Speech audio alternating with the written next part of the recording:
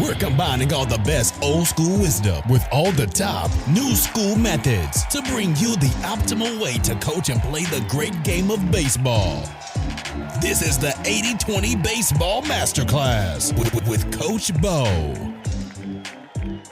Welcome, coaches. All right, our weekly get-together here at the 80-20 Baseball Podcast Masterclass. Man, oh man, had a great experience on the webinar, our first ever webinar. We gave it a shot. It turned out pretty good, and I want to thank the coaches that showed up. It was a good time. It's always good talking baseball, and it's also good to have it on video to be able to show the nuts and the bolts visually. The podcast is great. A lot of good information coming from podcasts, but there is a limitation in that you can't see exactly what's going on. But you can go over to the website, 8020baseball.com. I got videos over there, articles over there, and you can actually still get access to the webinar recording and the PDFs that come along with it, plus the drill videos that come along with that. You can go on the website, 8020baseball.com. It's right there on the homepage. You purchase it, and then I'll send you everything you need for the webinar. I'll send you the webinar itself. I'll send you about a dozen PDFs, and I will send you another 8 videos showing drills. So it's not too late to order that or get that. So go to 8020baseball.com, check that out. Awesome to be here. Always good to be here. And just feeling a little extra thankful to be here today because I found out that a coach of mine that coached me in the Alaska Baseball League, just a really tremendously nice, caring coach, a coach that built rapport first. Before me being a pitcher or a player, I was a person to him, and he was older at the time. I'm guessing he was probably about 50 at the time when I played for him, and here, I was 21 or so. It was really nice to have an older mentor, and he treated me like a coach would treat a player, but there was that friendly component to it. He never asked to start the day. He never asked, how's my arm feeling? How my legs feeling? Can I pitch today? How's the slider working? How was the game yesterday? It was always, how you doing? Checking in with me as a person, asked me if I went out and got some steak dinner last night. And that coach, I found out, Coach Yogi Cox passed away yesterday, and teared up when I saw it. And Coach Yogi lives over on the other side of the country from me. But Coach Yogi made a big impact on me as a coach because I found that it was almost the first time that I really truly saw a coach that could be very friendly at first, but still be the coach, right? He was still the coach. He helped me. He guided me as a player. In fact, I probably had my best stretch of pitching ever. I had a phenomenal summer up there. That was the summer of 2002. We actually made it to the World Series championship game. We had a really good team. Many of those players on the team made it to the major leagues. In fact, one of them just pitched in the World Series a couple weeks back as a pitcher. He helped me, guide me, and I had a great season. So Coach Yogi Cox, you will surely be missed. You were just a big blessing to the baseball coaching community. And the thing that stands out the most about you, Coach Yogi, was when you got out there to the field. And it's just something we had all needed. And the reason I'm bringing this up, this isn't about me. It's bigger. It's about using Coach Yogi as a driving force to guide us to be better. I truly believe when we lose somebody in our lives or in the world, I think the best thing you can do, I really truly believe this. I mean, obviously you're going to go through some grieving, especially his family, those that are really close to him. There's going to be some steps to get through, but I do think it's so important that we never forget these people and that we keep them in our thoughts and we show thankfulness for having them as a part of our life. But I also truly believe it's very, very, very important to me, at least, to use them and what they taught and what they added to the world and use it and continue it and manifest it. And for Yogi, every day I showed up to the ballpark, he had a smile on his face. He was always in a good mood. And I know there was days he wasn't feeling great, and there was days maybe he had a long night, but he showed up and he had a smile on his face, and it was very enjoyable. He was fun to play for. And you know what? He never busted chops. He was not a dictator, but you went out and you pitched your best for him because you wanted to win with him and not because he was going to yell at you or bark at you or get on you because you didn't execute a pitch. And I had easily my best stretch of baseball probably ever. And in fact, he was the pitching coach for a Glacier Pilots team. Now, the Anchorage Glacier Pilots historically have had not just 100 major leaguers come through there, but probably 1,000 over the years. Every year, half that team was probably going to be drafted, and he was the pitching coach. And that season, we set a record for ERA, team ERA. We had the lowest ERA ever in the history of that club. We had a heck of a run across a large pitching staff. We did have some good pitchers, of course, but he got the best out of everybody. And he smiled. He made you feel loose out there. You didn't feel that extra pressure. The game was already going to pressure us. Coaches, the game, the fans, just the situation is already going to pressure players enough. And if it doesn't, you might want to check them and take them in and get a psychological evaluation. All right. Sports should raise the blood pressure. It definitely will raise the heart rate. Being out there in the batter's box, on the mound, making a play, that is intimidating for a lot of players. That is a somewhat stressful, it could be a positive stress, a eustress, but it is a stressful situation. There already is some, obviously inherent stress. It's a game, it's a competition. The players are playing in front of their peers, a lot of them, and they're in the spotlight. And with anxiety at an all-time high in our world right now. Now, I know youth kids are less affected by that than the adults, but it's definitely been trickling down. And in some cases in the high school age, it's been flowing like a waterfall down into that age group. That is anxiety. We do not, as coaches, need to add more urgency during the game situation to our players. We don't need to add more stressors. We need to be supportive. We need to be firm if they're not hustling. I'm not saying you don't yank them out of the game if they don't hustle. Of course, that's not what I'm saying. What I'm saying is we as the coaches need to be behind them, not in front of them, giving them resistance. We should not be pushing against them. We should be pushing with them and helping or pulling them rather than pushing against them out during a game situation. Now, a practice situation can be different. A practice situation, sometimes you need a little extra kick in the rear, those being the players, and the coaches sometimes need to add a little stress in practice. But the game situation already has a lot of stress in it. It already has enough stress in it that we do not need to add stress to get any more out of our players in terms of getting them jacked up for the game or amped up for the game. If they're not amped up, it's probably a sleep issue or a health issue, and that needs to be addressed first and foremost, okay? But typically our players are going to come to the game. They're going to be rested. They're going to be feeling well for the most part. We don't need to add stressors to that. And Coach Yogi Cox, he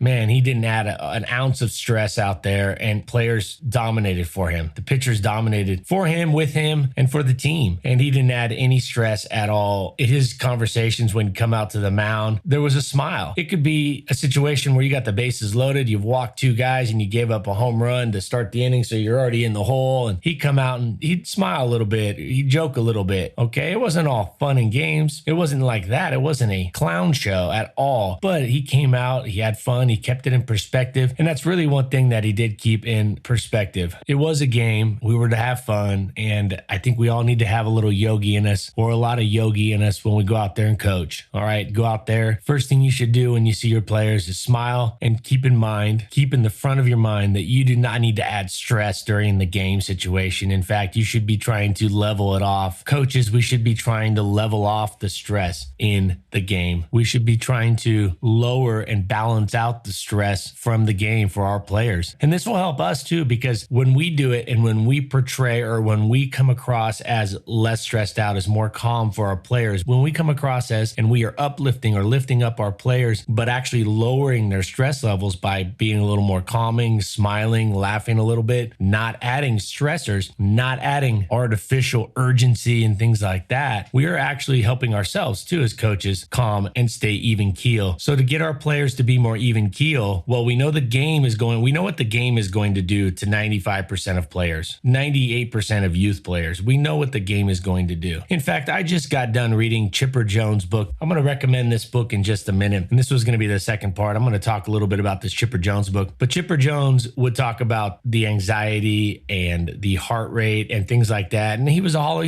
Famer. He's a Hall of Fame hitter. He was the first pick in the draft. He dominated in high school and youth ball. He dominated in the minor leagues. He's one of the best players. He's one of the best switch hitters of all time. He's one of the best all-around players in the history of baseball. And even he got stressed and anxiety when the games came around. Even he got butterflies. Even he had his heart rate go up. Definitely. He felt it. Coaches, we do not need to add to the stressor. We need to taper it off, taper down the stress of the game, the anxiety of the game, by helping our players to be a little more even keel, by balancing it out. We need to bring out that Yogi in all of us. We need to bring out that Coach Yogi Yogi and all of us. One thing that helped me and has helped me over the years as a coach is to keep it in perspective. Keep baseball in perspective. Keep what we're doing in perspective. Is it big? Is it helpful? Is it something that can really help mold and shape kids into better people? Absolutely. Is it fun? Or is the game and the competition, is that good for kids? Is that healthy? Yes. Is working as a team and being a teammate, is that important? Is that good? Absolutely. Absolutely. Those things are crucial for life. I love sports because it's so much more than what the scoreboard says. The scoreboard adds a little bit of that self-competition with ourselves to be better. The stats, they add a little of that competition with ourselves to push ourselves to be better, to get us up every day and moving us forward. But baseball is such a massively positive and productive vehicle to get us to be a better people. And that as coaches, we can use that. And I've talked about this many times, getting kids to be better people, but it's baseball. It's youth baseball. And most of you listening to this, I know we have listeners outside of the country, which is awesome. And I want a big shout out to those of you because baseball is popular in a lot of places. So I see the statistics and I see where people are listening from. So we do have about 10% of our listeners are from outside of the US, which is phenomenal. But I'm speaking to all of you, definitely those of you that I know the life situation more closely and not be here in the United States. I can speak a little more for you. And I don't like to speak for situations and environments and people and places and things like that I'm not familiar with. I've been around different places. I've been to Canada, Mexico. I've been to Spain. I've been to some different places. I've been to New York City. All right. But I don't want to speak for those that I don't, those places. But I will say this, baseball is still at the end of the day, we got to keep this in perspective. It's still a game that we're fortunate enough to go out and coach. And these kids are fortunate enough to go out and play. It's not war. It's not working in the mine shafts somewhere. It's not life and death. It's baseball. It's supposed to be a game. And the reason I prefaced it with what I said was because in some places it is a little bit more life sustaining in that I had friends in the Dominican. They said it was so important for them to make it and play baseball because that was one of their only, if not their only opportunity to move their family out of poverty for more than a month or definitely for more than one generation. So it was a lot of life and death and also getting out and coming to the United States and giving an opportunity to live here. So it was a big deal. But for a lot of our 90% of the listeners that are coaching here in the United States, it's not life and death by any means. It's baseball. It's a game. Don't go out there and this is something that I can't believe the numbers are flip-flop. 90% of coaches, when I've coached youth baseball against them and with them, probably 90, at least 80%, 80 or 90%, I would guess, of the coaches take it way too serious. They lose perspective, clarity on the perspective of why we go out and coach. It's actually quite fascinating that the numbers are so far from where they probably should be. Really, it should be 100% of us go out there and keep it in perspective. We use it as a great vehicle, a great tool, a great environment to raise and mold and help young people be better. We use it as a fun place to go and escape and get away from the monotony and the daily grind of the salt mine and sitting there if we work remote or you're in front of a computer or whatever it is, or if you're out there working construction or you're running a company, it's just something to get you away from that. And that's nice. It's a healthy, productive thing to do. It beats the heck out of going and binging on Netflix. And I'm not saying I don't watch a few Netflix shows, but I'm saying it's a very healthy thing to do with our time to go out there and coach, for these players to go out there and play baseball. But we got to keep it in perspective. And Coach Yogi always kept it in perspective. And Yogi, you will be missed. Your smile, I think all of us need to just keep that smile. If you're not smiling, Coach Yogi was always smiling. He probably averaged more smiles than anybody in the league per game. His smiles per game stat was through the roof. What's your smile per game stat? My brother-in-law has a stat. I love it. It's laughs per minute. When he watches a show, he gauges a comedy by laughs per minute. I like it because he talks about rates, and it's, everything should be based on rates, right? At least by and large, it should be. And when it comes to us as coaches and players, what's our laugh per practice? What's our smile per game stat? What is it? Let's see if we can increase that. Let's see if we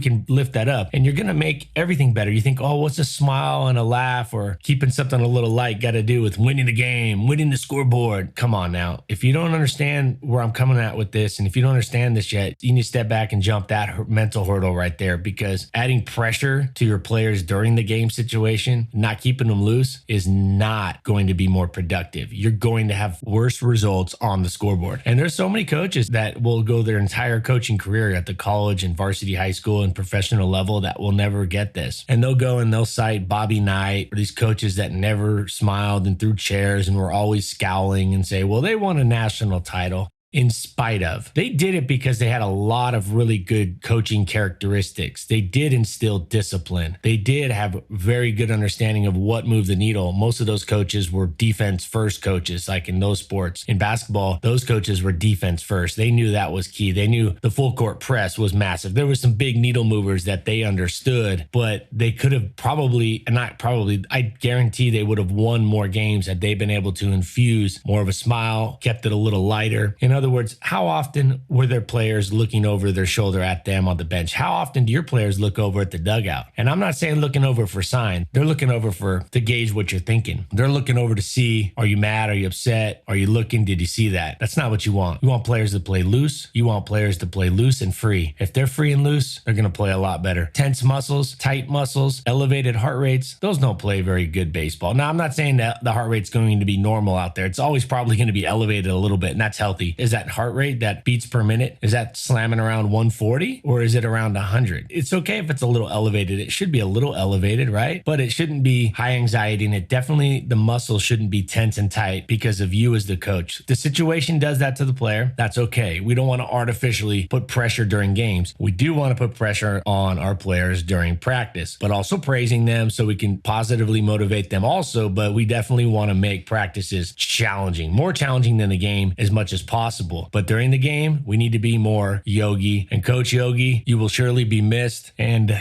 Coach Yogi had a little bet with a little offer, a reward out on the table for us as pitchers, at pitching staff. He said anybody strikes out 4 hitters in an inning. He said if any of us strike out 4 hitters in 1 inning, he's going to buy us a steak dinner. Well, Yogi, I never did get the steak dinner with you, but I'll see you again and we'll get it then. And we'll talk baseball. And more importantly, we'll laugh and smile. Thanks for being a great person, Coach Yogi. Thanks for being a great coach. Thanks for elevating the baseball community with your presence.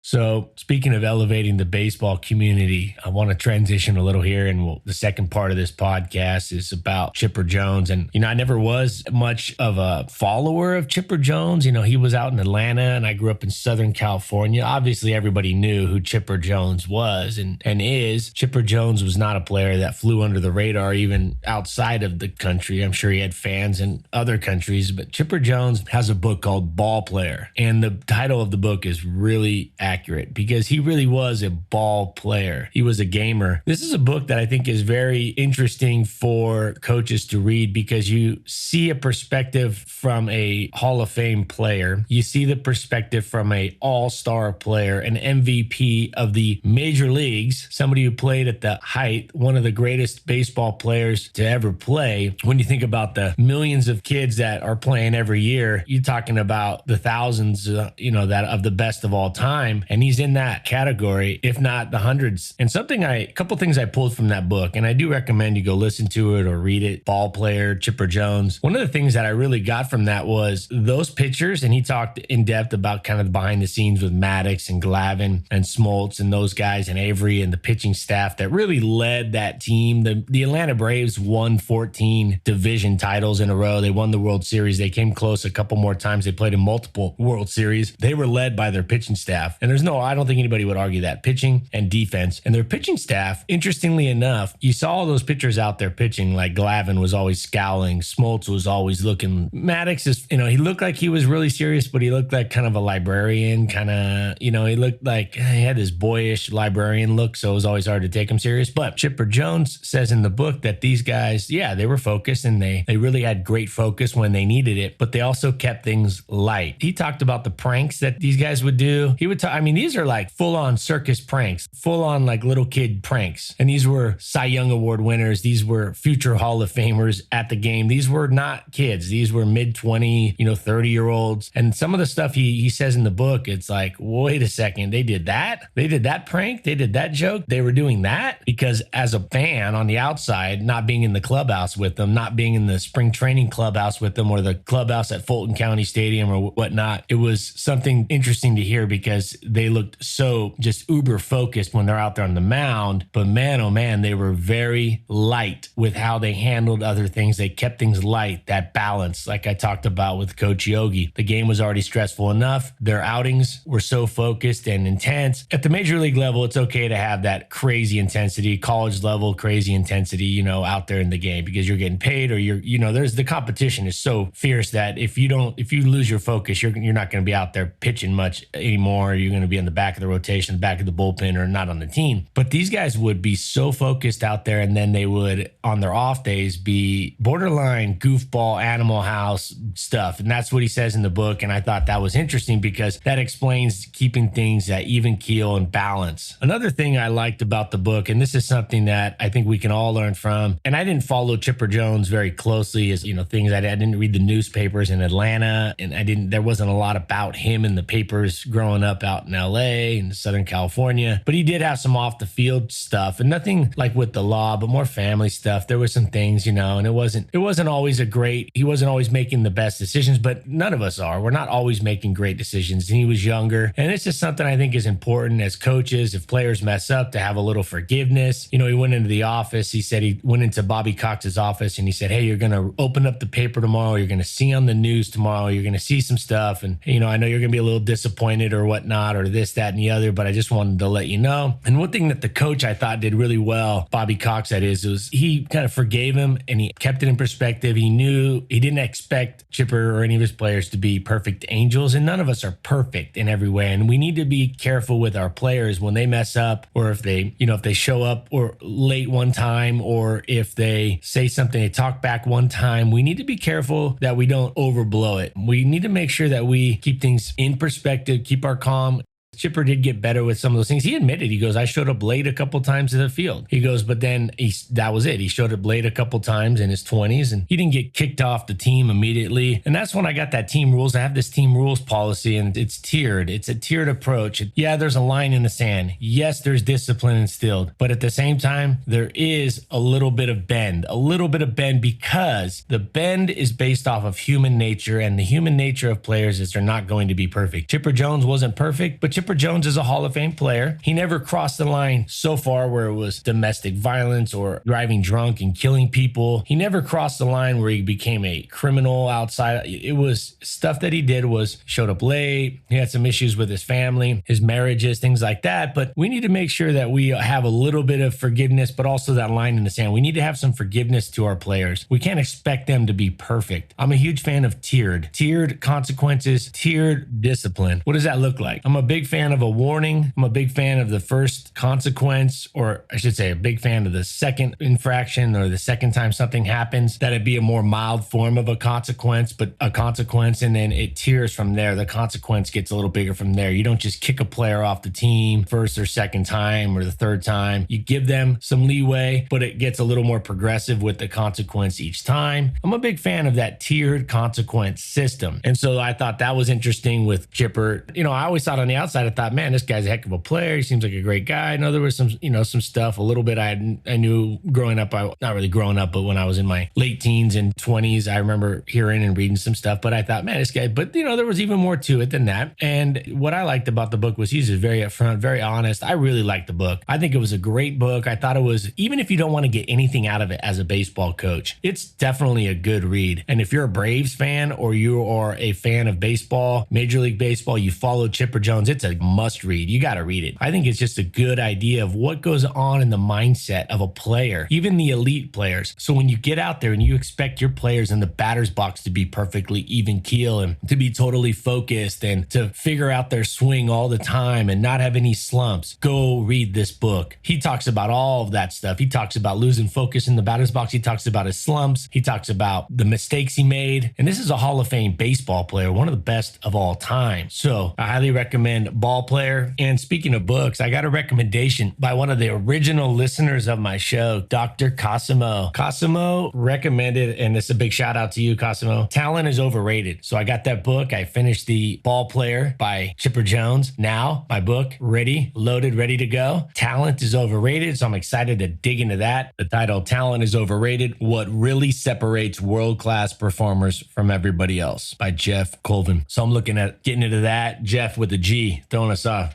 Colvin. So when I'm done with that, I'll share out my thoughts with all of you. A big thank you, a big shout out to those of you, those coaches that attended the fall coaching webinar. I thought for the first webinar ever that we've done, the first coaching webinar, I thought it went really well. And there will be 2 more webinars coming up, a pitching specific coaching webinar, because this one is one of the hardest aspects, one of the most difficult, if not the most difficult aspect of the game to coach. So that pitching webinar will be available to sign up in December, and it'll be rolled out. We will be hosting that in January. And then the spring coaching clinic, which will be the third part of the trilogy, the coaching webinar trilogy, that will be coming out beginning of February. So excited about rolling those 2 out. It's going to be different stuff covered in all 3. If you didn't make the webinar, the fall coaching webinar last week, you can still sign up. You can still order it, and I will send you all of the stuff that you need for that. The recording, I'll send you all the videos. I'll send you the PDFs. So you can go on 8020baseball.com and sign up for that. And until next week, happy Thanksgiving, everybody. Have a great time over Thanksgiving. Take care of yourselves. Eat good, but get some walking in and eat real good, and be thankful for your family. Take care of your family and those around you, because life is all but a blink, even if we're fortunate to live long. And learn from Yogi, learn from Coach Yogi. Go out there, smile, keep life in perspective. You be thankful for those things you have. Be thankful for those amazing moments out on a baseball field, just the bliss of being out there on a baseball field. Smile. What's your smile per practice rate? What's your smile per game rate? Let's keep those rates up and keep the negativity down. Have a happy Thanksgiving. Have a great Thanksgiving. I'll see you back next Tuesday on our weekly get together, coming out every Tuesday, the 80/20 baseball masterclass here. Coach Bo. Take care, everybody. And until then, adios.